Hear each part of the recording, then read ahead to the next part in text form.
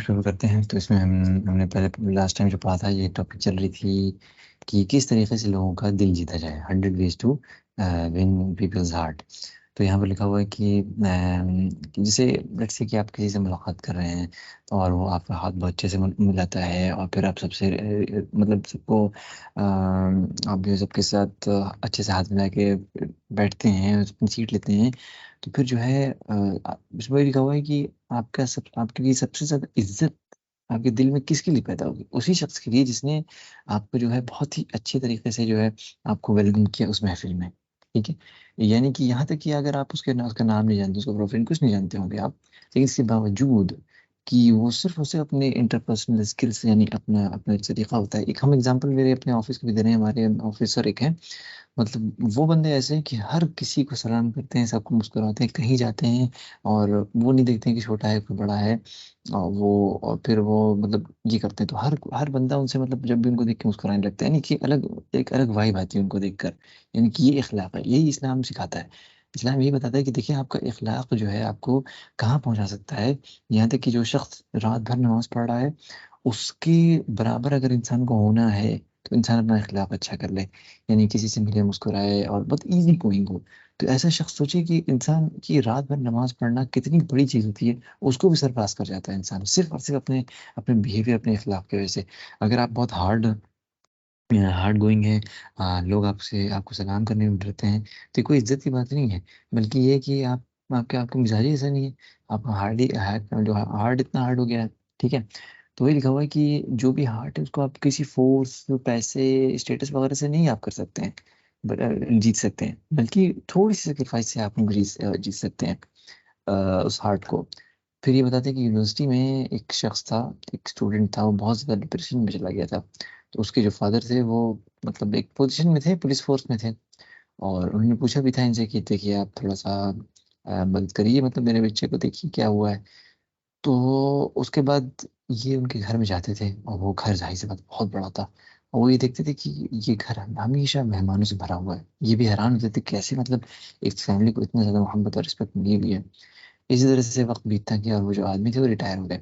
तो ये जाते हैं उनके घर में, और फिर जब देखते हैं कि यार वहाँ पर कोई भी मतलब 50 चेयर थी लेकिन कोई बैठा नहीं था, ना तो कोई वहाँ पर टी सर्व करने वाला था, कॉफी कुछ भी नहीं चल रहा था। तो वहाँ पर जो है ये बैठ गए, उनसे बातचीत करने लगे।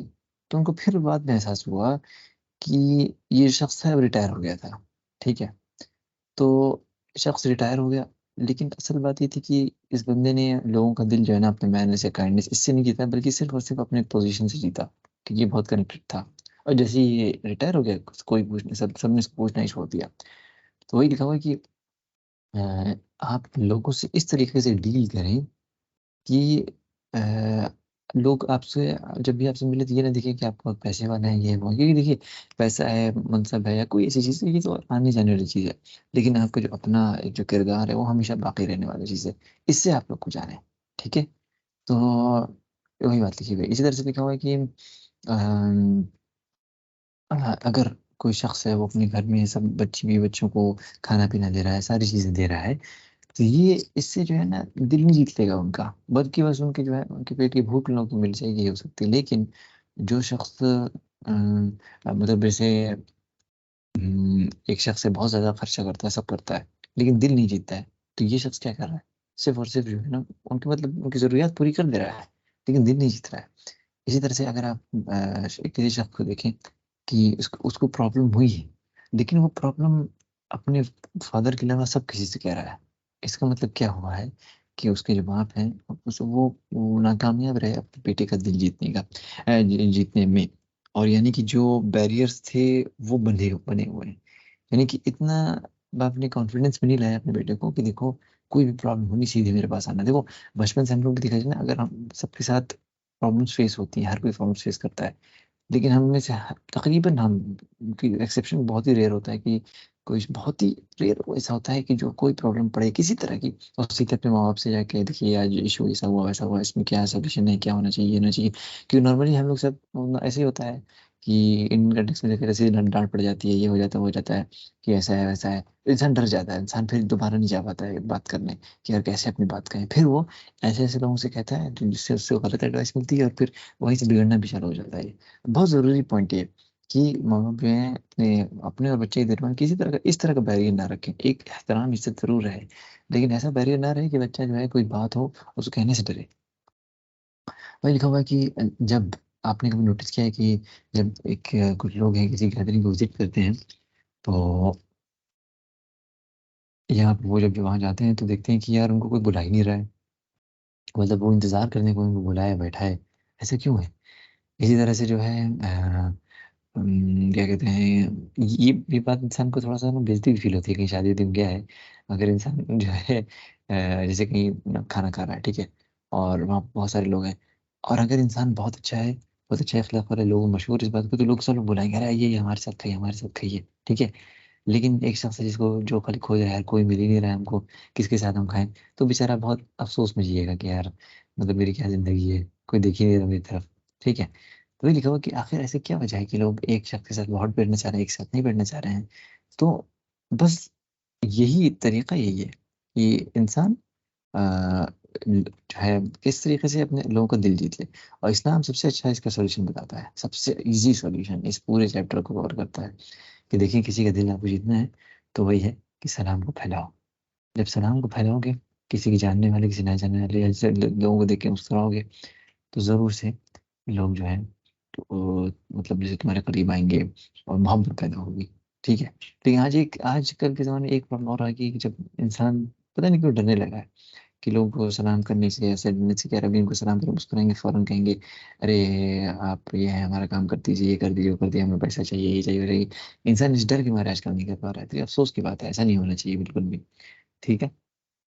वही लिखा हुआ कि इसका एंड रिजल्ट ये होगा कि आपकी लाइफ में बहुत ज़्यादा हैप्पीनेस आएंगी। अब जो है इंटेंशन की बात आती है इसमें, ठीक है।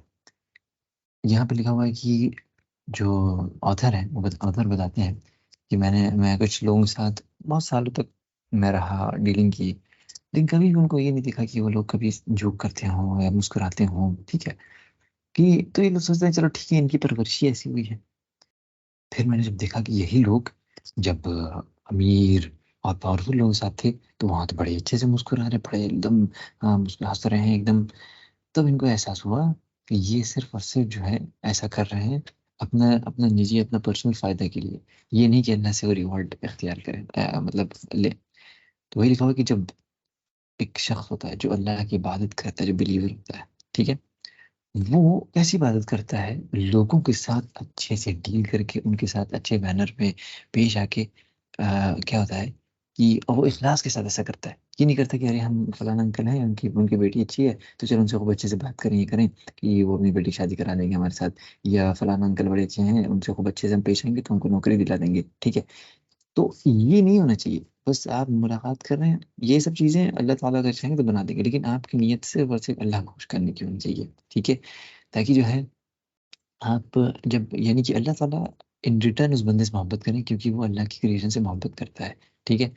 तो लिखा हुआ कि जो भी शख्स इस गुड मैनर को as as a worship as a इबादत डील करेगा ना, तो वो हमेशा जो है सबके साथ अच्छे से पेश आएगा, भले ही वो रिच हो, पुअर हो, कोई मैनेजर हो, कोई बॉय हो, ठीक है। और अगर एक एक आपके यहाँ काम करने वाला जो क्लीनर है वो अपना हाथ आगे बढ़ाए, और दूसरे दिन आपको डायरेक्टर कंपनी का वो भी हाथ बढ़ाए, तो क्या आप जो है दोनों को उसी तरह से हाथ मिलाएंगे, या दोनों को स्माइल करेंगे उसी तरह से? तो लिखा हुआ है कि रसूलुल्लाह सल्लल्लाहु अलैहि वसल्लम जो है जब लोगों को वेलकम करते थे, तो इस तरह के लोगों को इक्वली ट्रीट करते, कि हो सकता है कि किसी शख्स को आप बहुत नीचा दिख रहे हो, लेकिन वो अल्लाह के नज़दीक बहुत बड़ा हो, ठीक है।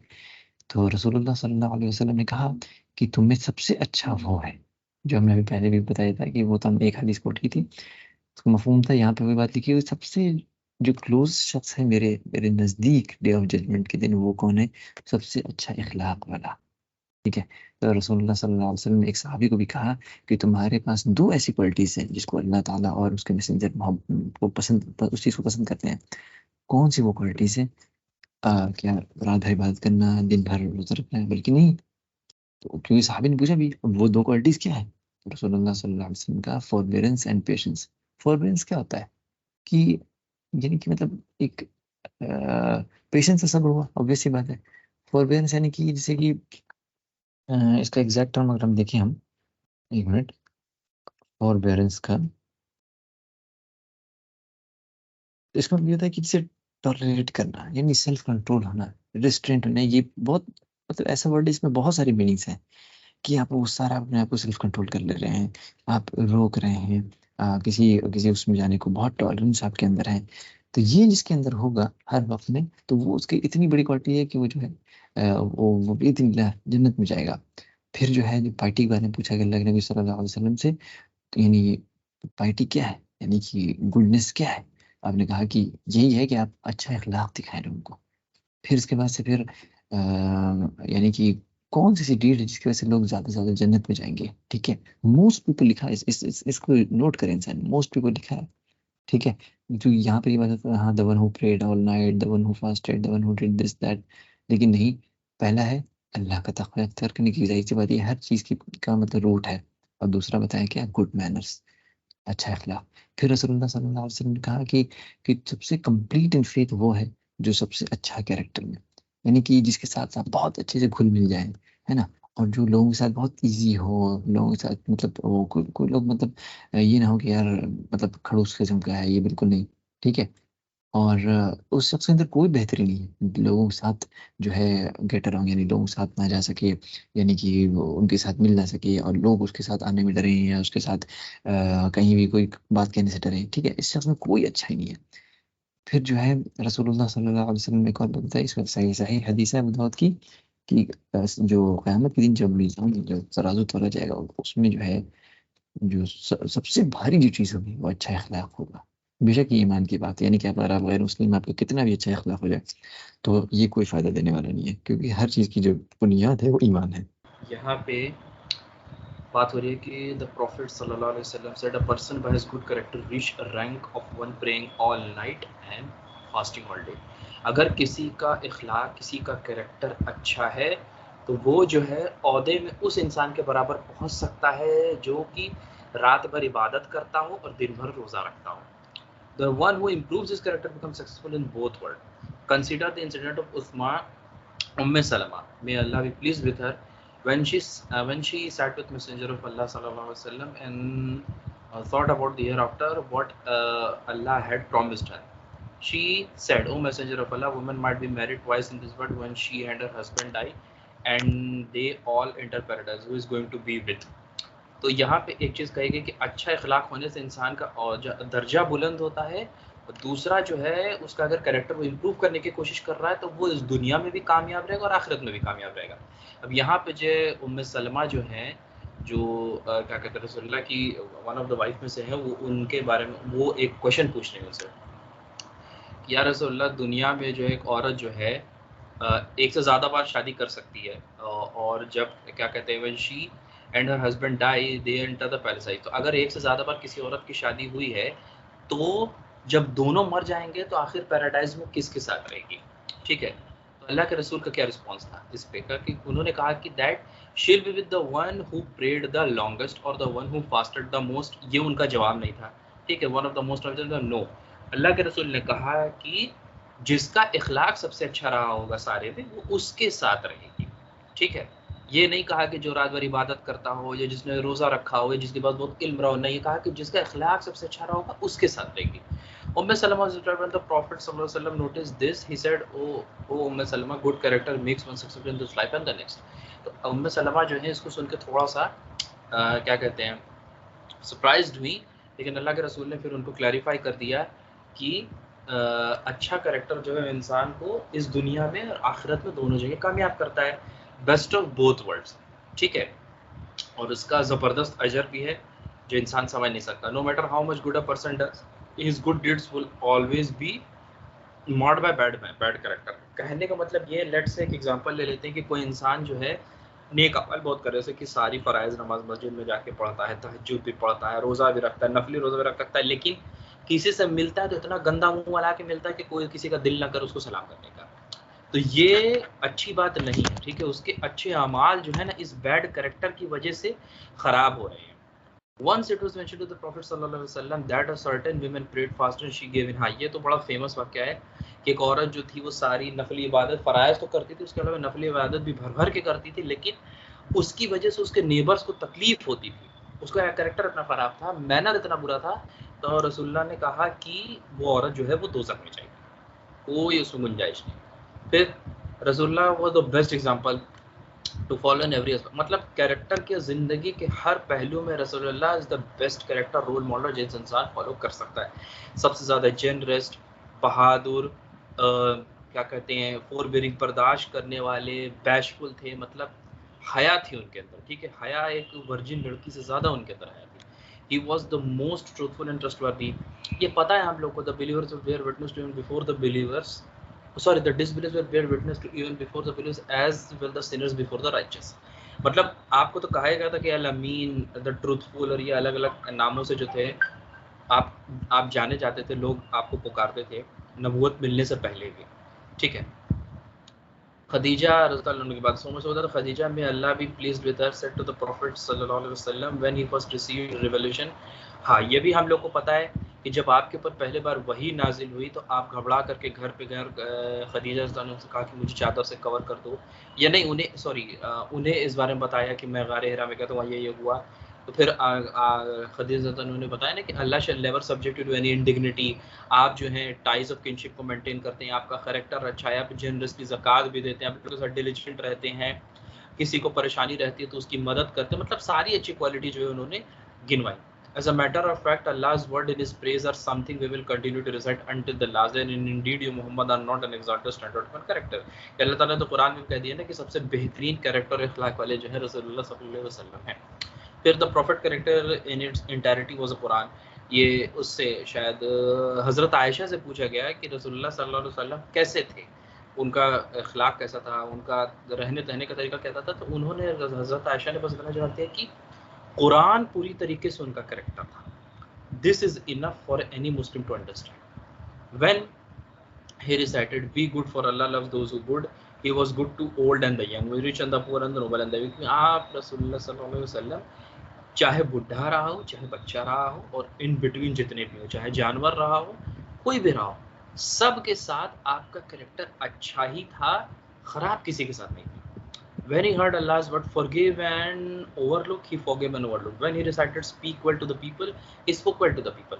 मतलब जैसे जैसे अल्लाह ताला का फरमान आता गया कि क्या कहते हैं कि आयत नाजिल हुई ना कि लोगों को माफ़ करो, अल्लाह तुम्हें माफ़ करेगा, और क्या कहता है अल्लाह तुम्हारी गलतियों को ओवरलुक कर देगा। यहाँ पे ना कि लोगों से अच्छे अखलाक के साथ बात करो। जैसे जैसे रेवलेशन रिवील होती गई आपने उस चीज़ को अपना लिया। यही है ना कि कुरान में जो बातें आ गई उसको इंसान सुन के बस हिल हिल के कुरान पढ़ना नहीं है, उसको सुन लिया, अब आप उसको समझिए और अपनी ज़िंदगी में अप्लाई करिए। जब तक आप उसको अपनी ज़िंदगी में अप्लाई नहीं करेंगे, एक्शन में लेकर के नहीं आएंगे, पढ़ने का कोई मतलब नहीं हुआ। If Prophet sallallahu alaihi wasallam really is our example, then let us study his life carefully, and in particular how he would deal with the others, rectify their faults, bear with harms with patience, tire himself at their service and call to them guidance। Once he was helping a poor person, the next next making peace with two Muslims, the next falling into Islam and so on। मतलब कि अगर रसूलुल्लाह सल्लल्लाहु अलैहि वसल्लम हमारे सच के life के रोल मॉडल हैं तो हमें उनकी ज़िंदगी को केयरफुली स्टडी करना पड़ेगा, और ये देखना पड़ेगा कि आप जो कैसे किसी की गलतियों को रेक्टिफाई करते थे, ठीक है, कोई अगर मुश्किल परेशानी आ जाती तो उसको कैसे सब्र के साथ कंट्रोल करते थे, और एक टाइम पे आप किसी की मदद कर रहे हैं तो फिर किसी को गाइड कर रहे हैं। कभी दो मुसलमान के बीच में क्या कहते हैं लड़ाई झगड़ा हो गया तो उसको सॉर्ट आउट कर रहे हैं, कभी डिसबिलीवर को दावा दे रहे हैं, किसी गरीब की मदद कर रहे हैं, तो you are doing something, always giving, keep giving giving giving, ठीक है। Until he grew old and his bones become flesh। Aisha, may Allah be pleased with her, I said while describing the Prophet sallallahu alaihi wasallam, most of his prayers when he grew old he offered, can we guess sitting? हाँ, can we guess why? She explained because the people had completely exhausted him। तो कि क्या कहते हैं कि जब आपकी जैसे जैसे एज बढ़ी और एज बढ़ने के बाद हड्डियां कमज़ोर हुई तो लास्ट में ओल्ड एज में आने के बाद कि आपकी जो ज़्यादातर प्रिय थी आपने बैठ करके पड़ी। अब हम लोगों से ये नैरेटर का कहना है गेस वाई, तो उन्होंने एक्सप्लेन किया हज़रत आयशा ने, क्योंकि लोगों ने उनको एग्जॉस्ट कर दिया था। एग्जॉस्ट इन द सेंस कि आपने लोगों के लिए इतनी सर्विस दी, इतना लोगों के लिए किया, इतनी उनकी मदद की कि आप एग्जॉस्ट हो। कोई भी इंसान एग्जॉस्ट हो जाएगा इतना करेगा तो, ठीक है। But at the same time आपके अंदर इतना सब्र और इतनी हिम्मत थी और अल्लाह के लिए, अल्लाह को राज़ी करने की इतनी चाहत थी, अपनी आखिरत की इतनी फ़िक्र थी कि आपने इतना किया। It is not possible for us. मतलब हमें कोशिश करते रहना चाहिए, हम गिव अप नहीं कर सकते, लेकिन इतना नहीं कर सकता कोई भी। उसके बाद the prophet was so eager to improve his character that he would pray to अल्लाह, just as you have beautified my physical being, beautify my character. ये तो हदीस है, समझ में आ रही होगी। फिर उसके बाद आपने ये भी कहा कि Allah guide me to the best of the manners for none guides to them except you, you protect me from bad manners for none can protect me except you. कि भाई किसी अच्छी चीज़ की अगर हम ख्वाहिश रखते हैं तो अल्लाह ही ताला हमें दे सकते हैं, और किसी बुराई से कोई हमें बचा सकता है तो अल्लाह बचा सकते हैं। तो आप इस तरीके की दुआएं करते थे, ये सब दुआ हम लोग को याद करना चाहिए और मांगना चाहिए। Hence, we are in a need of emulating the Prophet ﷺ in his character when he deal with the Muslims, so that we may win them over, and when we deal with the non-Muslims, so that we can educate them about Islam. अगर हमारा character अच्छा रहेगा तो हम non Muslims के दिलों को जीत सकते हैं और उन्हें इस्लाम की तरफ बुला सकते हैं और उन्हें सही तरीके से एजुकेट कर सकते हैं, क्योंकि इसकी बहुत ज़्यादा ज़रूरत आज के टाइम में है। अच्छे खासे मुसलमानों को अपने बेसिक इस्लाम के बारे में नहीं पता, जिसकी वजह से जो है आज इतना ज़्यादा इस्लाम को लेकर के हेटरेट फैला हुआ है। तो यहाँ पे जो क्रक्स है इस चैप्टर का कि purify intention so that your interpersonal skill can be turn into an act of worship with which you can draw closer to Allah. कहने का मतलब ये कि कोई भी काम अगर करना जा रहे हो तो अपनी नीयत को इस तरह से साफ और अच्छा कर लो कि आप उसको अल्लाह की रज़ा के लिए कर रहे हो, तो आपके लिए नेकी बन सकती है, ठीक है, क्योंकि हर अमाल का दारोमदार नीयत पे, using the right flavour. So अब यहाँ पे बात हो रही है कि there are things which people unanimously love and appreciate and things which they unanimously dislike. There are also things upon which they differ. So while some may appreciate with them, others may find them cumbersome. Hence everyone loves to be smart and hates to be frowned. Yet some may appreciate jokes while others may not. Some people may like other visiting whilst others would rather be left alone. तो यहाँ कहने का बात ये हो रही है कि कुछ चीज़ें ऐसी होती हैं जिसपे सबके सब लोग एक साथ उनका इजमा होता है, सबके सब लोग अग्री कर जाते हैं कुछ कुछ चीज़ों को लेकर के। कुछ लोग होते हैं जिनको बहुत जोक करना पसंद है, कुछ लोग उनको खामोशी पसंद होती है, बट किसी को ऐसा अच्छा नहीं लगता कि कोई उसकी तरफ मुंह बना करके देखे, बट सबको पसंद है कि कोई उनकी तरफ स्माइल करके देखे। तो यहाँ पे उस चीज़ों के बारे में बात हो रही है। It is said that once a man saw a falcon flying next to a crow, he was amazed at the thought of the king of all birds flying next to a crow. He concluded that he must have something in common for them to fly together. He continued to watch them until they became tired and decided to land. And lo behold, they were both crippled. तो वो आदमी, मतलब एक बार एक आदमी देख रहा था कि एक फैल्कन जो है, बहुत पेरेग्रिन फैल्कन जो है, वो सारे जितनी भी चिड़ियाँ हैं उसमें सबसे फास्टेस्ट होता है पेरेग्रिन फैल्कन। फास्टेस्ट की बात हो रही है, हाईएस्ट की बात नहीं हो रही है, फास्टेस्ट की स्पीड की बात हो रही है। तो पेरेग्रिन फैल्कन जो है सबसे फास्टेस्ट होता है। तो एक बार एक आदमी ने देखा कि कौवे के साथ एक फैल्कन जो है वो उड़ रहा था, तो उसको हैरत हुई कि मतलब सबसे तेज रफ्तार वाली जो चिड़िया है वो कौवे के साथ उड़ी, ऐसा क्या हो सकता है। तो बड़ा हैरत में पड़ा। फिर वो जब उसने उसको फॉलो किया, जब दोनों लैंड किया, तो पता चला कि दोनों क्रिपल्ड थे, ठीक है। Hence, if someone knows that his father prefers silence to excessive talk, then let him deal with father accordingly in order to gain his love. If a wife knows that her husband loves jokes, then let her joke with him. If she discovers the opposite, then she should avoid joking with him. कहने का मतलब ये कि जिस इंसान को जिस तरीके की चीजें पसंद है उसको उस हिसाब से अप्रोच करना चाहिए, ठीक। सबको एक तरीके से आप डील नहीं कर सकते हैं, ठीक है, क्योंकि इंसान का नेचर जो है अलग अलग तरीके का होता है। अब यहाँ पे बात हो रही है, recall that a righteous old lady who happens to be mother of a friend of a mine would praise one of her son lavishly. She would, हाँ, ये स्टोरी जो है ये बड़ी अच्छी बड़ी मज़ेदार स्टोरी है कि एक औरत की यहाँ पे बात हुई, ओल्ड लेडी की। वो अपने उनके कई लड़के थे, बट उसमें से अपने एक लड़की को खूब, बच्चे की खूब तारीफ करती थी। अपना लड़के और लड़कियों में एक बच्चे की खूब अपनी तारीफ करती थी, तो बाकियों की भी करती थी, पर उतनी नहीं जितना उनको करना चाहिए था। एक को मतलब उनको बहुत ज़्यादा प्रेफरेंस था, जबकि बाकी के उनके जो बच्चे थे वो भी बहुत अच्छे थे, काइंड थे, उनके साथ उनका दिल जीतने की कोशिश करते, उनकी मदद करते थे। लेकिन एक जो था उसको बहुत ज़्यादा वो प्रेफरेंस देती थी। तो उसके दोस्त ने उससे पूछा कि भाई ऐसा कौन सी बात है कि तुम्हारी अम्मा तुमको ज़्यादा प्रेफरेंस देती है एज कम्पेयर टू अदर। तो उसने कहा कि द प्रॉब्लम इज दैट कि मेरे जो भाई बहन हैं वो जब उनके साथ अपने जो मेरी माँ है उनके नेचर के साथ वो क्या कहते हैं, पटरी नहीं खाते। कहने का मतलब ये कि जब वो उनसे बात करते हैं तो वो बोर हो जाते हैं, ठीक है। उनको लगता है कि जो अम्मा जो बात करी वो बोरिंग हो गई है। तो ये पूछता उसका दोस्त कि तो so your highness was the only able to discover her nature, मतलब मजाक के उसे बोलते हैं कि तो योर हाइनेस खाली तुम्हें तो जो अपनी माँ के नेचर को समझ पाए, बाकी लोग नहीं समझ पाए। तो बसता है, कहता है हाँ, कि मैं तुम्हें एक सीक्रेट बताता हूँ, मेरी अम्मा जो है लाइक किसी और ओल्ड एज वुमेन की तरह है, जिन्हें वुमनली इश्यूज के बारे में बात करना पसंद लगता है। जब इंसान की शादी हो जाती है, जब उसका डिवोर्स हो जाता है, जब क्या कहते हैं घर पे बच्चे रहते तो क्या होता है, एल्डर्स का क्या होता है, मतलब वो ऐसी चीज़ों के बारे में बात करती हैं जो कि बेइंतहा कॉमन है, जो सबको ऑलरेडी मालूम है। ठीक है, ऐसा नहीं है कि वो किसी बड़ी ख़ास बात के बारे में बात करती होंगी, किसी बड़ी ख़ास किताब के बारे में, वेबसाइट के बारे में, ये सब चीज़ के बारे में बात नहीं करती, कॉमन चीज़ों की बात करती हैं और उन्हें इस बारे में बात करना बहुत पसंद है। बाकी बच्चे उनके क्या करते थे कि उनकी बात सुनकर कहते अरे अम्मा पता तो है क्या बता रहे हो, ये है वो, और फिर दूसरे टॉपिक पे चले जाते क्योंकि उनको बोर हो जाते थे।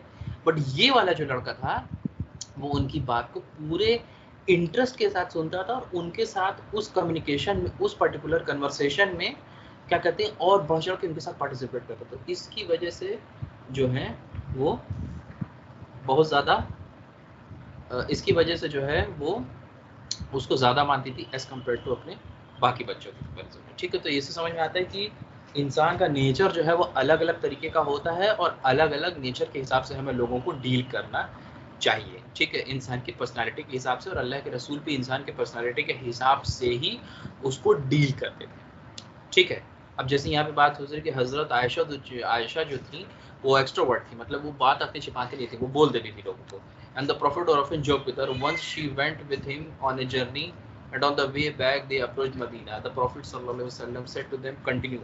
हाँ, ये भी बड़ी फेमस स्टोरी है कि एक बार जो है आप अपने क्या कहते हैं सहाबा लोग के साथ, और हज़रत आयशा भी थी उसमें, आप जर्नी कर रहे थे मदीना की तरफ, तो आपने अपने मतलब कंपेनियंस लोग को बोला है कि तुम लोग आगे बढ़ जाओ और मुझे आयशा के साथ यहाँ पे छोड़ दो।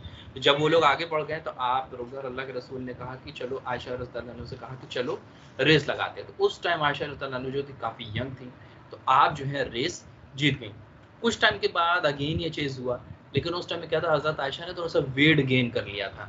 ठीक है, तो आपने दोबारा से बोला अपने कंपेनियंस को कि तुम लोग आगे बढ़ जाओ और मुझे और आयशा को पीछे छोड़ दो। फिर जब आगे बढ़ गए तो आपने दोबारा से कि चलो रेस लगाते हैं। जब इस बार रेस लगाई तो रसूलुल्लाह ने रेस जीत ली। तो उन्होंने कहा कि फिर अल्लाह के रसूल जो है इस चीज़ पे हज़रत आयशा से जो करते थे कि लास्ट टाइम में तुमने मुझे क्या कहते हैं हराया था, ये देखो मैंने इस बार तुम्हें हरा दिया। ठीक है, तो ये इस तरीके का वो मजाक लोगों से हज़रत आयशा थे इस तरीके से डील करते, लेकिन at the same time Khadija रज़ियल्लाहु अन्हा से उनका जो कैरेक्टर था, जो डील करने का तरीका था, वो एकदम अलग था। ठीक है, क्योंकि खदीजा रज़ियल्लाहु अन्हा जो है कई रिवायत में ऐसा आता है कि वो उनसे 15 साल बड़ी थी, तो उन्हें उस तरीके से डील करते थे। जैसे he would take this into consideration even dealing with his companions. He would not deal with Abu Huraira as he would deal with Khalid bin Walid, or with Abu Bakr, or he would with Talha. ठीक है, he would deal with Umar in a way he would never deal with anyone else. ठीक है, तो कहने का मतलब ये कि अपने कंपेनियंस हो, चाहे उनकी वाइफ हो, जिस तरीके का जिसका जो नेचर था उससे उस हिसाब से वो डील करते थे। Prophet sallallahu alaihi wasallam went out with his companions to the battle of Badr and came to know that Quraysh were also on their way. He knew that some men from Quraysh were coerced into going and had no intention of fighting Muslim. He stood among his companions and said, I have come to know that some men from Banu Hashim and others have been forced to come. They do not want to fight us. Therefore, whoever you meets anyone from Banu Hashim in the battle, let him not kill him. जब but अब ये जंग बदर की बात हो रही है कि अल्लाह के रसूल को चीज़ पता चली कि कुरैश की जो आर्मी आ रही थी उसमें कुछ लोग ऐसे भी थे जिनको मुसलमानों से लड़ने में कोई इंटरेस्ट नहीं था, लेकिन उनको फोर्स करके बहका करके लाया गया था, बट स्टिल वो रिजेंटफुल थे, उन्हें लड़ाई नहीं करना था। तो अल्लाह के रसूल ने अपने लोगों से कहा कि मुझे ये पता चला है कि जो अभी कुरैश की आर्मी आ रही है उसमें कुछ बनु हाशिम के ऐसे भी लोग हैं जो हमसे लड़ना नहीं चाहते, उनको फोर्स किया गया है। तो तुम में से कोई जंग के टाइम में अगर बनु हाशिम के शख्स से मिलेगा लड़ाईगा तो उसको मारना मत दो। ठीक है, and whoever sees Abu al Bakhtari bin Hisham bin al Harith bin Asad let him not kill him. And whoever sees, फिर ऐसे नाम ले लेकर के आपने लोगों को बताया कि इससे मिलना तो उसको मत मारना, उससे मिलना तो उसको मत मारना। तो इस तरीके से उन्होंने अपने लोगों को कंपेल कर दिया इस इंस्ट्रक्शन के लिए। It is also said that कि al Abbas was a Muslim, but हाँ, जो अब्बास रतान होते हैं वो मुसलमान थे, लेकिन उन्होंने अपनी आइडेंटिटी को हाइड करके रखा हुआ था, क्योंकि वो कुरैश को इन्फिल्ट्रेट करते थे और जो भी वो प्लानिंग करते थे वो अल्लाह के रसूल को ला करके वो बता देते थे। तो the Prophet sallallahu alaihi wasallam did not want to be killed by the Muslim अब क्या था कि अब्बास जो थे वो कुरैश की तरफ से आ रहे थे, बट उनकी आइडेंटिटी के बारे में रसूलुल्लाह को पता था, और वो रसूलुल्लाह चाहते थे कि अब्बास जो है उनको कहीं मुसलमान लोग मार ना दे, क्योंकि अगर वो ये रिवील कर देते कि ही वाज अ मुस्लिम तो उनका कवर ब्लोन हो जाता और फिर हो सकता है कि कुरैश के लोग उनको मार देते थे, ठीक है, तो उसको एक्सपोज नहीं करना चाहते थे। So this was the first battle to be fought between the two factions, the Muslim and the disbelievers of Quraysh. The Muslim were tense since they had not prepared for the fight. He would soon be fighting their relatives and father. Said the Prophet was forbidding them for killing certain people. अब ये पहली लड़ाई थी इस्लाम की जंगे बदर जिसमें मुसलमान लोग तैयार नहीं थे, 313 के करीब सिर्फ लोग थे लड़ने के लिए, क्या कहते हैं कि वेपन्स नहीं थे, आर्मर नहीं था, और उसके ऊपर से भी अल्लाह के रसूल ने कुछ लोगों को मारने से मना कर दिया था, और उस जंग में कुछ अपने भाइयों से लड़ाई करते, कुछ अपने बाप से लड़ाई करते। It was very difficult. तो फिर Uthman bin Rabia was from the leaders of the Quraysh, who was going to lead the battle against the Muslim, while his son Abu Hudhaifa bin Utba bin Rabia was with the Muslim. अब यहाँ पे है ना कि कुरैश की तरफ से बाप और मुसलमानों की तरफ से बेटा आपस में लड़ाई करते हैं। फिर Abu Hudhaifa bin was with the Muslim. So Abu Hudayfa जो last patient said, shall we kill our fathers, our sons and brothers and spare Al-Abbas? By Allah, if I see him in the battle, I shall strike him with my sword. तो Abu Hudhaifa ने कहा कि क्या हम अपने भाइयों को, अपने बाप को और अपने बेटों को कत्ल कर दें, लेकिन अल-अब्बास को छोड़ दें। उन्हें ये नहीं पता था कि अल-अब्बास वाज अ मुस्लिम। अगर मैं उसे बैटलफील्ड में देखूंगा तो मैं उसको जो है तलवार से उसके ऊपर हमला करूंगा। जब ये बात अल्लाह के रसूल के पास पहुंची तो he looked around and saw 300 strong man. ठीक है, जब अल्लाह के रसूल के पास ये बात पहुंची तो उन्होंने अपनी आर्मी की तरफ देखा तो 300 के करीब उन्हें मजबूत आदमी दिखाई दिए, लेकिन उन्होंने क्या कहते हैं एक्सक्लूसिवली किसको, ये टर्न टू उमर एक्सक्लूसिवली, और सिर्फ उनसे कहा कि O Abu Hafs, is the face of the uncles of Allah's messenger be struck with his sword. तो उन्होंने कहा कि क्या अल्लाह के रसूल के जो अंकल हैं, क्या उनका चेहरा ऐसा है कि तुम उसके ऊपर तलवार से हमला करो? तो हज़रत उमर जो है, by his first and ever the messenger of Allah give him my nickname Abu Hafs. Umar जो थे उन्होंने इस मैसेज को समझा। He knew that there were about to fight a battle and where no position allow to disobey the orders of the leader to argue in front of other fighters. The Umar chose a stern solution. He said, "O Messenger of Allah, allow me to strike his neck off with the sword." But the Prophet stopped him and saw the threat alone was enough to quell the question. Abu Hudayfa, may Allah be pleased with him, was a righteous man who would afterwards I do not feel aged due to the words I uttered that day, and I will continue to be terrified at least martyred to expiate sin, and he was martyred the day of Yamama. तो इस तरीके से आपने जो है battle के time पे इतनी क्रिटिकल सिचुएशन थी कि कवर भी ब्लोन नहीं होना चाहिए, क्या कहते हैं, और जो मुसलमान मतलब जो कुरैश के लोग जो लड़ाई नहीं करना चाहते उनको फोर्स किया, उनका कत्ल भी नहीं होना चाहिए, लेकिन एट द सेम टाइम ये बैटल भी ज़रूरी है, लोग भी कम हैं, फिर भी जो जिस हिसाब का जिस इंसान का नेचर था उस हिसाब से उसको डील किया। ठीक है, Sallallahu knew that what kind of task he could expect Umar to perform. He wasn't asked to collect charity or make peace or educate the unlearned. They were in the midst of conflict and they need an reason for a determined and resolute person. Hence the Prophet chose Umar for this task, urging him to further by saying, "Is the face of uncles of messenger of Allah's messenger be struck with a sword?" In another occasion, मतलब अब अल्लाह के रसूल में हजरत उमर को उनकी personality के हिसाब का काम दिया कि लड़ाई जो है मतलब पीस मेंटेन करने वाला काम है, क्योंकि उनका पर्सनालिटी हजरत उमर कैसे थे कि वो नॉर्मल चलते तो लोग करेंगे घोड़े पे चल रहा है कोई, वो is a very big and strong man. ठीक है, on another occasion the prophet fought the Jews of Khaybar briefly and then made a peace agreement with them where he stipulated that they were not to hide any of their wealth or conceal any gold and silver, that they must present everything to him so that he may decide what he would to do with. तो जब खैबर की जंग के बाद अल्लाह के रसूल ने जब यहूदियों को हरा दिया तो वो मतलब था कि यहूदी अपनी किसी भी वेल्थ को, गोल्ड सिल्वर किसी भी चीज़ को छुपाएंगे नहीं और सब कुछ डिक्लेयर कर देंगे, मतलब सरेंडर कर देंगे। ठीक है, अब उसके बाद मुसलमान लोग का वो वॉर बाउंटी हो गई तो फिर उससे वो जो चाहे जो करें।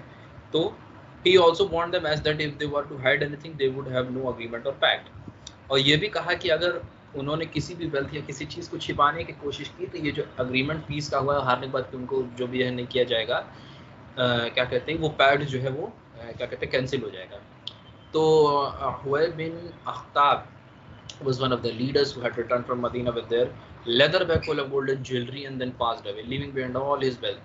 With the Jews concealed from the Messenger of Allah, the Prophet said to the uncle of Huwayb bin Aqab, "What happened to what Huwayb brought you from Banu Nadir?" तो यहाँ पे जो हुवैब बिन अख्ताब की बात हो रही है, ये एक आदमी था उनके कुरैश में से एक लीडर का था जो मदीना से यहाँ पे आया हुआ था और उसके पास क्या कहते हैं बड़े अबंडेंस में वेल्थ थी, गोल्ड से सब कुछ था, लेकिन वो मर गया। उसकी वेल्थ अभी भी वहाँ पे थी। तो उसने वहाँ पे अल्लाह के रसूल ने जहाँ पे एक आदमी था उससे पूछा कि बनु नज़ीर को उस आदमी का क्या हुआ जो अपने साथ लेदर बैग वगैरह लेकर के आया हुआ था। तो ये यहूदी जो था झूठ बोल दिया कि उसने जो है अपने सारी के सारी एक्सपेंसेस जो है वॉर में खत्म कर दी। तो प्रॉफिट सल्लल्लाहु अलैहि वसल्लम को थॉट अबाउट इट एंड सोचा कि it awkward to him that who had only died recently and that wealth was of a huge amount. मतलब आपने थोड़ा सा कैलकुलेट किया, सिचुएशन को एनालाइज किया कि उसकी मौत अभी रिसेंटली हुई है और जिस हिसाब की वेल्थ उसके पास थी वो इतनी ज़्यादा थी कि इतने कम टाइम में खर्च नहीं हो सकती है। तो फिर उन्होंने कहा कि सच बताओ, क्योंकि वो वेल्थ बहुत ज़्यादा थी, इतना जल्दी ख़त्म नहीं हो सकती है। फिर जूइश आदमी बोला कि नहीं, वेल्थ और ज्वेलरी जो थी सब स्पेंड कर दी गई। तो प्रॉफिट रिलेटेड कि वो आदमी झूठ बोल रहा है। So looked at his companions were many in number in each of them understood his message. The prophet then turn to Az Zubair bin al Awwam and said to Az Zubair give him a test of punishment. तो जब आपको समझ में आ गया कि वो आदमी जो है वो झूठ बोल रहा है, तो आपने क्या किया, अपने कंपेनियंस की तरफ मुड़े जो कि भाई सबके सब वहाँ पे थे और सबके पास क्या कहते कुछ ना कुछ वेपन था और ऑब्वियसली लड़ाई जीत करके क्या आए हैं खैबर की। तो एक टेरर तो क्या कहते हैं हारने वाली पार्टी के अंदर रहेगा, तो वो अपने आर्मी की तरफ मुड़े और फिर उस पर जुबैर से कहा कि जुबैर इसको जो है पनिशमेंट का ज़रा सा मजा चखाओ। तो Zubair begin his approach the man was terrified. तो जब वो आदमी इस यहूदी की तरफ बढ़ा तो वो एकदम खौफ खा गया। उसको समझ में आया कि अगर वो ढेर मक्कारी करेगा, झूठ बोलेगा, तो फिर उसके साथ बहुत बड़ी दिक्कत हो सकती है। तो फिर उसने कहा कि फिर अच्छा मुझे ऐसा लग रहा है कि मैंने हुआ को जो है उस एक डिजर्टेड प्लेस के पास जहाँ सुनसान जगह वहाँ जाते देखा हुआ था और वहाँ पे उसने पॉइंट किया एक तरफ और वहाँ पे एक पूरा अबैंडन घर था। जब मुसलमान वहाँ पहुँचे उसको तलाशी ली तो वहाँ पे उन्हें जो है सारी वेल्थ जो है छिपी हुई मिली। तो इस तरीके से how the prophet was with Zubair, मतलब अब ज़ुबैर इस तरीके की उनकी पर्सनैलिटी थी कि अगला अगर उनसे बात करता तो क्या कहते हैं मतलब सॉरी दुश्मन को उस टाइम पे उसके दिल में टेरर पहुंचाने के लिए ये चीज़ ज़ुबैर को आगे बढ़ाना इज़ अ बेटर ऑप्शन। तो अल्लाह के रसूल ने वो चूज़ किया। उसके बाद द कंपेनियंस ऑफ प्रॉफिट सल्लल्लाहु अलैहि वसल्लम would deal with each other in a similar fashion when the prophet was on his deathbed and severely unable to let the people in prayer. He said, order Abu Bakr to lead the people in prayer. Abu Bakr was very soft-hearted person. He was the prophet's companion in the life and will be in next. He was the prophet's friend in the pre-Islamic days of ignorance as well. In Islam, he was also the father of his wife Aisha, may Allah be pleased with her. Hence, he was utterly distressed by the prophet illness. अब जो सहाबा लोग का भी आपस में deal करने का तरीका ऐसा ही था, ठीक है, क्योंकि वो अल्लाह का रसूल उनका रोल मॉडल थे तो वो उनसे सीखते थे। जब आपका आखिरी वक्त में तबीयत बहुत ज़्यादा ख़राब हो गई कि आप लोगों को नमाज में लीड नहीं कर सकते, तो आपने कहा कि अबू बकर को बोलो कि लोगों को नमाज में लीड करें। अब हज़रत अबू बकर जो बहुत सॉफ्ट हार्टेड पर्सन थे, अल्लाह के रसूल के दोस्त थे इस जाहिलियत के दौर में भी और इस्लाम आने के बाद भी, और हज़रत आयशा रज़ी अल्लाह अन्हा के वो अन्हा के जो वो क्या कहते हैं फादर भी थे। तो इस वजह से हज़रत अबू बकर जो है बहुत ज़्यादा डिस्ट्रेस में थे, परेशान थे। When the Prophet asked the people to order Abu Bakr to lead the prayer, some of those present there, Abu Bakr is a very soft-hearted person. If he took up this position, he would not be able to lead the people in prayer due to excessive weeping. The Prophet ﷺ knew this about Abu Bakr, that he was a very soft-hearted person who easily broke down in tears, especially when requested something of this nature. लोगों ने कहा कि अगर अबू बकर जो है हम लोग को नमाज में लीड करेंगे तो बहुत हद तक चांस है कि वो अपने सॉफ्ट दिल होने की वजह से है नमाज को लीड ना कर पाए और सिर्फ रोते रह जाएं। इस नेचर के बारे में अल्लाह के रसूल को पता था। The Prophet was alluding to the fact that Abu Bakr was the most deserving of being a caliph after him. It is as if he was saying, I am not present, so let Abu Bakr take up the responsibility. Hence the Prophet requested once again, order Abu Bakr to lead the people in prayer until Abu Bakr finally led the prayer. अल्लाह के रसूल इस चीज़ को सामने से क्या कहते हैं नहीं कह रहे थे कि उनके जाने के बाद जो है सबसे डिजर्विंग कैंडिडेट जो है वो खलीफा बनने का वो हज़रत अबू बकर है। तो उन्होंने दूसरे तरीके से कहा कि अभी मैं नहीं प्रेजेंट हूँ इमामत के लिए, तो अबू बकर को बोलो कि वो नमाज पढ़ाए, क्योंकि उनके बाद अल्लाह के रसूल के बाद ये रिस्पॉन्सिबिलिटी अबू बकर ही हैंडल करेंगे।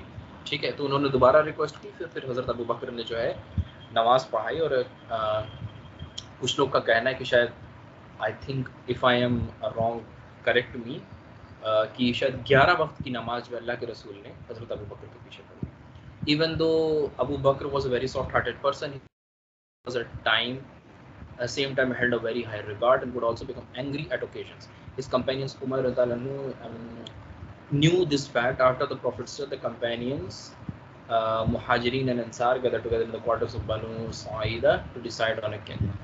ठीक है, तो अब अल्लाह के रसूल के वफ़ात के बाद जो है कंपेनियंस इकट्ठा हुए और इस चीज़ पर डिस्कशन हुआ कि कौन कैलिफ बनेगा। और अबू बकर की सॉफ्ट हार्ट नेचर के बारे में हज़रत उमर को भी पता था, लेकिन स्टिल हज़रत अबू बकर का जो क्या कहते हैं रैंकिंग है, जो प्लेस, वो बहुत ही ऊपर है और वो वक्त के हिसाब से वो अपने आप को चेंज भी, मतलब कि ज़रूरत पड़ने पे वो गुस्सा भी कर लेते थे, सॉर्ट भी रहते थे, मतलब चीज़ों को मेंटेन करके चलते थे। क्यों? क्योंकि अल्लाह के रसूल जो थे उनके लिए आइडल थे। ठीक है, तो ये पेज नंबर 97 तक ही था। जज़ाकल्लाह एवरीवन, जज़ाकल्लाह खैर एवरीवन फॉर लिसनिंग। इंशाल्लाह नेक्स्ट वीक जो है हम लोग दोबारा से कंटिन्यू करेंगे। अस्सलाम वालेकुम वरहमतुल्लाहि वबरकातुहू। तो मेरा बेसिकली पेज नंबर 98 से था, तो इसमें बता रहा है कि बताएं राइटर की Umar said we arrived at the quarter of Banu Saida when we set down. मतलब इसमें उमर रज़ी अल्लाह बता रहे हैं कि हम लोग बनु सैदा के क्वार्टर जब पहुंचे तो वहाँ पे से सब लोग बैठे थे, तो हम लोग भी बैठ गए। फिर उसमें से एक Ansar testimony of faith praised Allah as it should be and they said to proceed with the helpers of Allah. Allah को प्रेज करके फिर उसने कहा कि we are the helpers of Allah, हम अल्लाह के मददगार हैं, and vanguards to Islam, and you O मुहाजिरून are part of us। और तुम जो मुहाजिरून हो तुम भी हम लोग के हिस्सा हो। Some of you have shown hastiness and want to make possession of leadership from us। फिर जब अपनी बात पूरी कर लिया तो वो जो क्या कहते हैं I wanted to speak, I had thought of some। जब उमर रज़ी अल्लाह बोलने स्टार्ट किए थे तो उन्होंने जो स्पीच प्रिपेयर की थी, एंड आई वांटेड टू से इन फ्रंट ऑफ अबू बकर, तो अबू बकर सामने कहना चाहते थे। फिर उन्होंने देखा कि अबू बकर जो है इस टाइम थोड़ा स्टर्न है एट टाइम्स, तो उन्होंने अबू बकर रज़ी अल्लाह ने कहा रिलैक्स उमर रिलैक्स हो जाओ। I did not want to upset him and he spoke and he was definitely more knowledgeable and studied than me। कि मैं उसे अपसेट नहीं करना चाहता था, जो उसने कहा वो definitely more knowledgeable and studied than me। ठीक है, फिर by Allah I said everything I had thought of saying. Allah के बाय अल्लाह उसने सब वो कहा जो मैं कहना चाहता था, इवन कि मुझसे बेहतर कहा। Abu Bakr said as for what you mention of the good that exist in you that is true. जो तुम्हारे में गुड क्वालिटीज हैं, अगर तुम उसको मेंशन कर, तुम दिखाते हो तो सही बात है, ट्रू है। फिर जो आता है how but the Arab suddenly, फिर आता है कि he took my hand and that Abu Bakr was sitting with us, I did not stand to be that। फिर आता है the people by Allah I would, Abu Bakr कहते हैं by Allah I would rather that my neck was struck off without no commenting any sin than for me to be a leader of people that included Abu Bakr। the people जो थे silent हो गए थे, and the person from the Ansar ने कहा I am of those by means of those counsel people seek relief and I have family that will aid and defend me। How about if we have a leader from amongst you? फिर next page पे है कि yes everyone has a special की to open his hurt, कि हर इंसान के पास एक special मतलब एक रास्ता होता है अपने हर्ट को खोलने के लिए, लव दूसरे के पीपल के लिए, लव गेन करने के लिए, इन्फ्लुएंस करने के लिए। वी नोटिस दैट अपने मतलब लाइफ में हम इसको नोटिस करते रहते हैं। Perhaps you have heard work college, जैसे कि हम लोग सुनते रहते हैं कि जो हम लोग दोस्त होते हैं साथ होते हैं, तो उन लोग से कहते हैं कि वो हम लोग बताते हैं कि अगर तुमको ये चाहिए तो मैनेजर से जाके ऐसे से बात करो, अगर कुछ उनसे कहना है तो इनके थ्रू कहो कि वो जाके तुम्हारे लिए बात करें। तो राइटर कहते हैं कि why not then use your skill to open up people heart, कि तुम वहाँ पे अपनी स्किल क्यों नहीं ओपन करते हो, मतलब अपनी स्किल क्यों नहीं यूज करते हो दूसरे का दिल जीतने के लिए। And be a head instead of being a tail, and be ahead, yes, be special and look for the keys with which to open up the hearts। be special बनो और उस रास्ते को ढूंढो जिससे तुम दूसरों का हर्ट को जीत सकते हो, जैसे कि अपने father mother wife and children etcetera. Find the key to the heart of your manager at work and your colleagues, उस वो भी रास्ता ढूंढो जिससे तुम अपने मैनेजर के, अपने साथी के लिए भी, अपने साथी के बदले जीत सकते हो, उनसे उनको इन्फ्लुएंस कर सकते हो। Knowing the keys of their hearts help them accept good advice, अपने उस रास्ते को ढूंढने के लिए हर्ट के वो तुम्हें गुड एडवाइस एक्सेप्ट करने में मदद करेगा जब कोई तुमको बताएगा। Then is if the advice is ठीक है। फिर यहाँ से प्रॉफिट मोहम्मद सल्लल्लाहु अलैहि वसल्लम के बारे में दो वाक़या है जो उन्होंने उनका बिहेवियर बता रहे हैं। तो एक बार हुआ क्या, प्रॉफिट मोहम्मद सल्लल्लाहु अलैहि वसल्लम जो थे peace be upon him company के साथ बैठे थे, बातचीत हो रही थी मस्जिद में। तो एक आदमी आया तो अपने लेफ्ट राइट देखा, फिर प्रॉफिट के सर्कल जहाँ प्रॉफिट बैठे थे वहाँ ना छोड़ के कॉर्नर में मॉस्कियो के जाके बैठ के अपना मतलब वहाँ टॉयलेट करने लगा, इस्तिंजा करने लगा। फिर जो कंपेनियन थे गुस्साने लगे। फिर the companion was shocked and exploded upon seeing him urinate they were dust toward. फिर जो जा रहे थे तो सीटेड एंड कीप देयर काम एंड जो कंपेनियन थे वो उससे जा रहे थे मतलब डांटने के लिए, बताने के लिए। तो प्रॉफिट मोहम्मद ने था वो कंपेनियन को रोका, कहा कि do not interrupt him. The companion watched as he urinated and perhaps he was not even aware of them look. जो कंपेनियन थे उन्होंने देखा कि वो वहाँ पे यूरिनेट मतलब इस्तिंजा कर रहा है, perhaps he was not even aware of them looking, और वो उन्हें देख भी नहीं रहा है। The Prophet sallallahu alaihi wasallam, as he witnessed a scene, a man urinated in a mosque, continued to calm his companion down. He forbidden he was when the जो बिदुइन था जो इस्तिंजा करके खड़ा हुआ अपना कपड़ा पहन के जब वो जा रहा था, तो प्रॉफिट मोहम्मद सल्लल्लाहु अलैहि वसल्लम peace be upon him, उसको अपने पास बुलाया और उसे प्यार से समझाया कि the mosque are not built for this purpose, कि जो मस्जिद है उस पर्पस के लिए नहीं बनी है, ये खाली इबादत करने के लिए और कुरान पढ़ने के लिए बनी है। The man understand a profit word and left, जो मैन था जो इस्तिंजा कर रहा था वो प्रॉफिट की बात मान लिया और वहाँ से चला गया। When the time for prayer come, जब नमाज का टाइम आया तो वही जो मैन था वो आया नमाज पढ़ने, जो प्रॉफिट सल्लल्लाहु अलैहि वसल्लम पीस बी अपॉन हिम थे, वो नमाज पढ़ाए, नमाज स्टार्ट किया अल्लाहू अकबर कह के। फिर जब वो रुकू में गए तो उन्होंने कहा समी अल्लाहु व लिमन हमिदा। फिर जब वो रुकू से उठे तो जो कंपेनियंस थे वो उन्होंने लोग कहा रब्बना लकल हम्द। उस सब कंपेनियंस का उस आदमी को छोड़ के उसने ये कहा, Allah have mercy on me and Muhammad and no one else. फिर जो प्रॉफिट सल्लल्लाहु अलैहि वसल्लम थे वो उसके वो जब कहा तो उन्होंने सुन लिया। जब नमाज कंप्लीट हो गई, जो प्रॉफिट थे वो पीछे घूमे और पूछे कि किसने ये कहा। सो सब कंपनी से बताया किसने कहा। तो व्हेन ही केम, तो प्रॉफिट उनको अपने पास बुलाया। तो when he came and sat in front of it, तब वो उनके सामने आके बैठा। Lo and behold the prophet loves and enters, जो प्रॉफिट का लव था उनका, जो प्रॉफिट का लव्स उसके दिल को जीत लिया था। उस आदमी ने मतलब प्रॉफिट के लव को जीत लिया था so deeply, and he wished that the prophet and he be the recipient of Allah mercy. फिर प्रॉफिट ने उनसे बातचीत की, फिर उन्होंने बताया notice the prophet manage to capture his heart by knowing how to deal with him. फिर यही लिखा है। फिर आता है एक और वाकया जिसमें Muawiya bin al Hakam please with him was just a regular company, वो मदीना में नहीं रहते थे। और फिर वो एक दिन मदीना में आए, फिर मस्जिद में गए, फिर उन्होंने प्रॉफिट मोहम्मद और कंपनी में बात कर रहे थे, उसमें जाके उन्होंने बैठा तो वो स्नीजिंग के एटिट्यूड्स के बारे में बात कर रहे थे, छींकने के आदाब के बारे में बात कर रहे थे। तो उन्होंने प्रॉफिट ने उसमें आदाब बताया कि अगर कोई भी छींके तो जो छींके उसको अल्हम्दुलिल्लाह कहना चाहिए, जो सुने उसको कहना चाहिए अरहमकुल्लाह, मे अल्लाह है मर्सी ऑन हिम। तो फिर मुआविया जो थे जो इंसान, उन्होंने उसको याद रखा। फिर वो कुछ दिन फिर वापस चले गए। फिर कुछ दिन बाद मदीने आए तो fulfil a need and entered the mosque where the prophet सल्लल्लाहु अलैहि वसल्लम was praying with his companion. फिर उस मदीने आए, फिर मस्जिद में गए जिसमें प्रॉफिट नमाज पढ़ा रहे थे, कंपेनियन पढ़ रहे थे। As they were praying on the companion sneeze, उसमें नमाज पढ़ाते टाइम एक कंपेनियन जो थे तो मतलब छींक दिए। बिफोर ही कुड से अल्हम्दुलिल्लाह, वो अभी अल्हम्दुलिल्लाह नहीं कहते, उससे पहले ही जो मुआविया थे वो यरहमुकुल्लाह कह दिए। तो the people who were praying become confuse, जो पीपल थे जो नमाज पढ़ कंफ्यूज हो गए, उसको देखने लगे, बुरी नजर से देखने लगे। फिर तो उन्होंने पूछा आप लोग मुझे ऐसे क्यों देख रहे हैं। तो companion began to strike their hands on their thigh insisting that he be silent and he be compiled. उन्होंने कंपनी ने बताया कि तुम्हें नहीं बोलना चाहिए, शांत रहना चाहिए। फिर जब नमाज खत्म हो गई, जो फिर प्रॉफिट ने नमाज पढ़ा के बाद पीछे घुमा और जमातियों से पूछा कि वो कौन। He had heard the commotion, the voice that one who spoke, but the voice who had belonged a new and familiar person. तो उन्होंने पूछा किसने कहा, तो he said who spoke, उन्होंने पूछा किसने कहा, and the people pointed, तो लोगों ने बताया कि इसने ये मुआविया ने कहा। The Prophet sallallahu alaihi wasallam peace be upon him asked him to come forward. Prophet Mohammad ने उसको अपने पास बुलाया। He was terrified as he did not know what would happen for him interrupting the prayer and winning people concentration. फिर उन्होंने उसको समझाया कि नमाज के टाइम ऐसा नहीं करना चाहिए।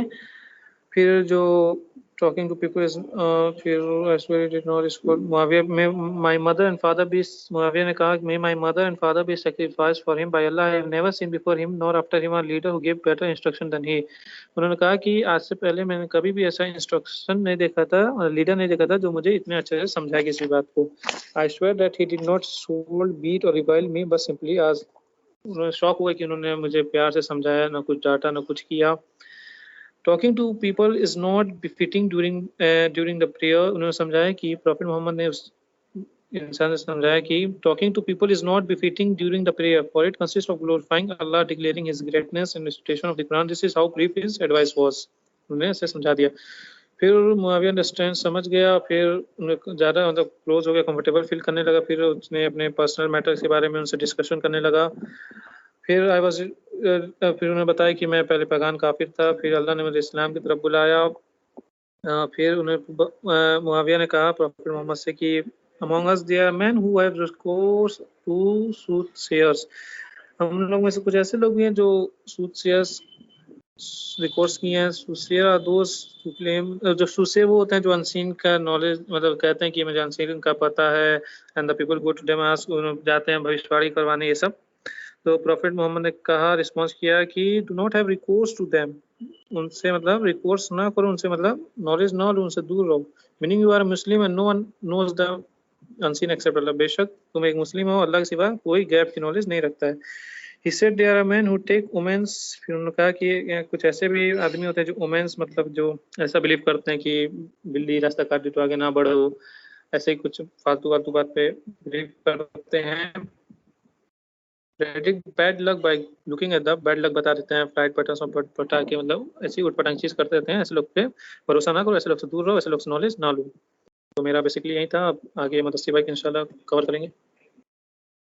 तो वही बताया गया इसमें 103 कि मोहम्मद सल्लल्लाहु अलैहि वसल्लम सबको एक जैसे ट्रीट नहीं करते थे, सबको अलग अलग तरीके से ट्रीट करते थे. जैसे यहाँ पे है कि जब मुआज़ बिन जबल रज़ी अल्लाह ताला अन्हु मोहम्मद के बहुत करीबी वो थे, सहाबा थे, तो उनको बहुत सीखने का बहुत ज़्यादा शौक़ था. तो वो क्या करते थे, जो मोहम्मद सल्लल्लाहु के साथ उन्होंने इशा की नमाज़ पढ़ी, फिर वो अपने घर की तरफ अपने मतलब लोगों के पास वापस जाते थे अपनी मस्जिद में और वहाँ पे नमाज़ पढ़ाते थे लोगों को जैसे मोहम्मद सल्लल्लाहु पढ़ाते थे वैसे. फिर एक रात को क्या हुआ कि मुआज़ रज़ी अल्लाह तआला अन्हु अपने लोगों के पास वापस गए और मस्जिद में जाके पढ़ाने लगे नमाज. तो एक यंग कंपेनियन है और वो ज्वाइन हो गए. ठीक है, तो मुआज़ बिन जबल रज़ी अल्लाह तआला अन्हु नमाज़ पढ़ा रहे थे. फिर सूरह फातिहा के बाद जब सबने आमीन बोला तो उसके बाद मुआज़ बिन जबल रज़ी अल्लाह तआला अन्हु ने सूरह बकरा शुरू कर दी. और ये वो वाला दिन था जब लोग भेड़ बकरी का मतलब पूरे दिन भर उसी सब में लगे रहते थे और ऐसे ही काम करते थे, एकदम थकाने वाला. और ये वो लोग बहुत मतलब वेट किया करते थे कि ईशा का वक्त आए, जल्दी से नमाज पढ़ के सोने चले जाए. तो वो जो यंग मैन थे जो नमाज में मुआज़ बिन जबल तआला को वो किए थे, तो वो पढ़ने लगे. पर जब देखे कि बहुत ज़्यादा ही लंबा हो रहा है वो और उनसे रहा नहीं गया, तो वो अलग हट के कांग्रेगेशन से अलग हट के खुद की नमाज पढ़ के चले गए अपने घर. तो जब मुआज़ बिन जबल तआला ने ख़त्म किया तो बहुत लोगों ने बोला कि एक लड़का था जिसने ज्वाइन किया था, उसके बाद वो चला गया. तो मुआज़ बिन जबल बहुत ज़्यादा गुस्सा हुए और उन्होंने बोला कि उसके अंदर हिपोक्रेसी है और बोले मैं बताऊंगा प्रॉफिट मोहम्मद सल्लल्लाहु अलैहि वसल्लम को उसके बारे में. तो जब लोगों ने जाके उस यंग मैन को बोला कि मुआज़ ने ऐसा सब बोला है, तो उस यंग मैन ने बोला कि मैं भी मोहम्मद सल्लल्लाहु अलैहि वसल्लम के पास जाऊंगा और मैं बताऊंगा.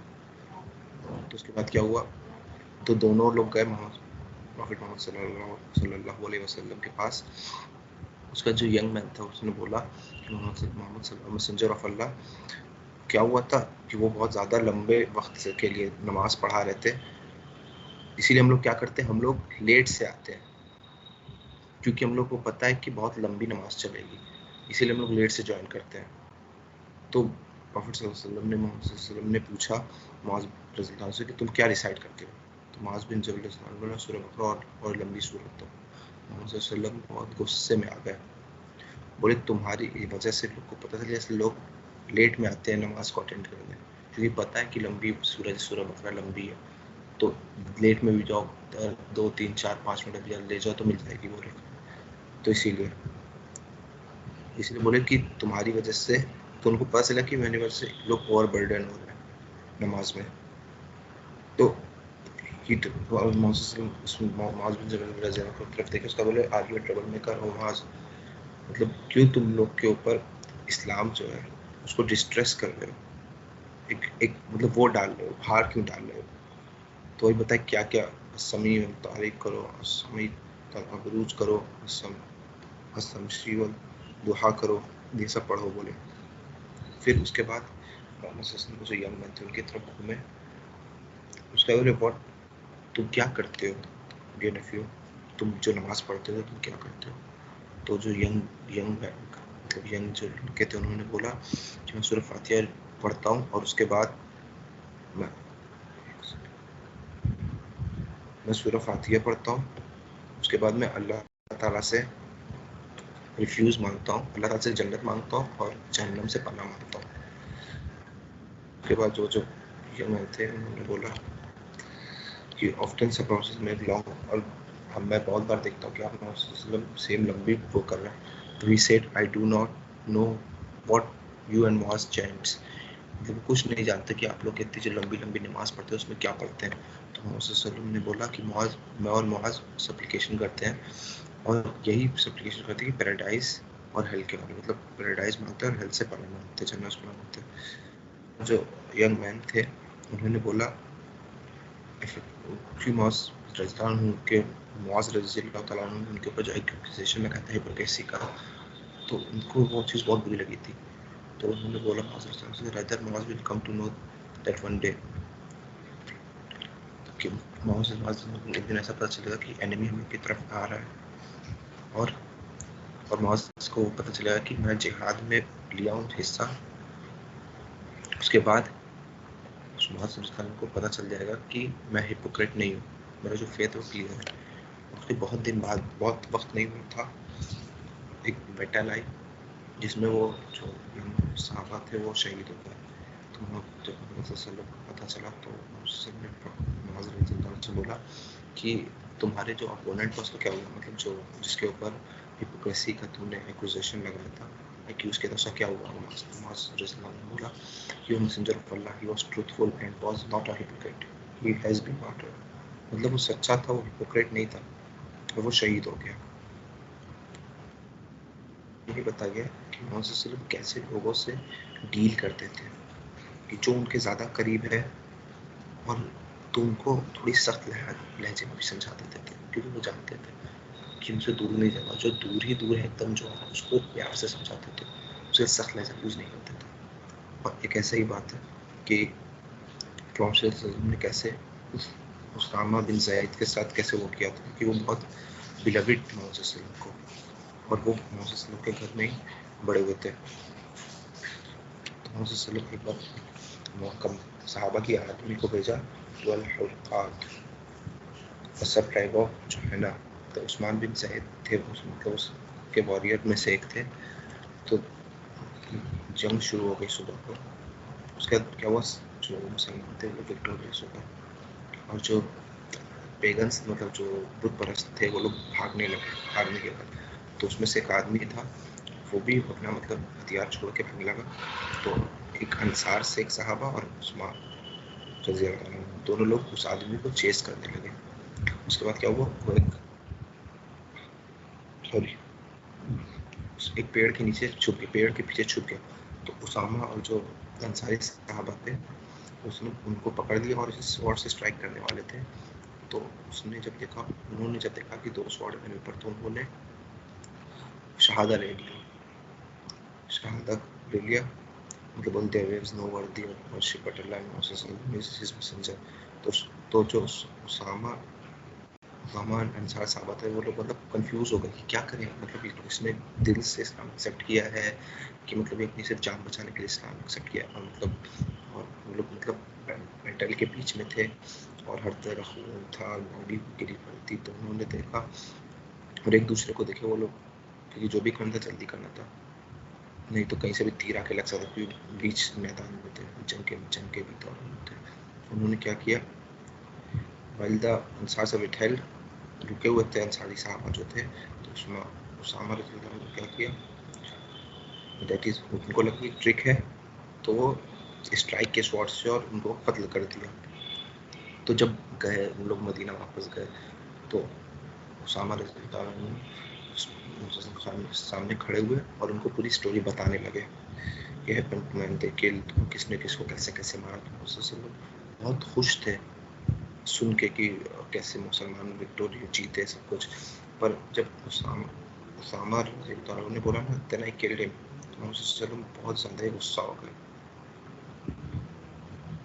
और बोला उन्होंने कि उसने ला इलाहा इल्लल्लाह बोला और तुमने उसको मार दिया। उसामा ही डिड नॉट, तो उसामा ने बोला ना कि उसने इंटेंशनली बोला था, उसने सिर्फ और सिर्फ हमने के हाथ में तलवार थी, उससे डर के बोला कि मेरी जान बख्शी जाए।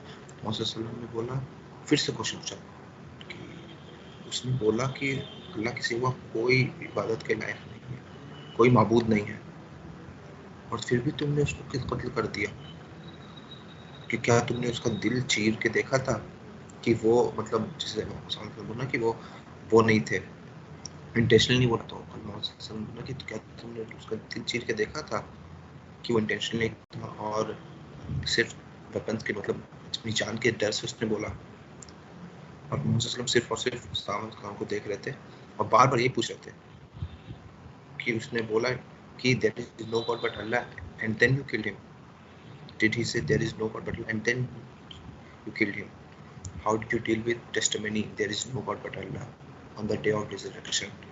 तो उसामा रज़ियल्लाहु ने बोला कि he continued to repeat himself until I wish I had only accepted Islam that day। तो इसमें हम लोग को ये पता चलता है कि जो लोग हैं ना, सबको एक जैसा मत समझिए, ठीक है, कि जैसे बोलते हैं ना कि एक कहावत है कि सबको एक लाठी से मत हकाओ, सब लोग अलग अलग होते हैं, तो सबको उसके हिसाब से हम लोग सबको डील करना चाहिए। अब जैसे हमारा कोई बहुत ज़्यादा क्लोज है तो हम उसको डांट भी सकते हैं, तो उसको पता रहेगा कि नहीं, हम इसकी अच्छाई के लिए बोल रहे हैं, कोई ब्लैंकेट नहीं रखेंगे। पर अगर हम वही कोई दूर का लड़का जिससे ज़्यादा बात नहीं थी, हम लोग उससे जब डील करें तो हम लोग को प्यार से बात करना है, उससे उसको समझाना है।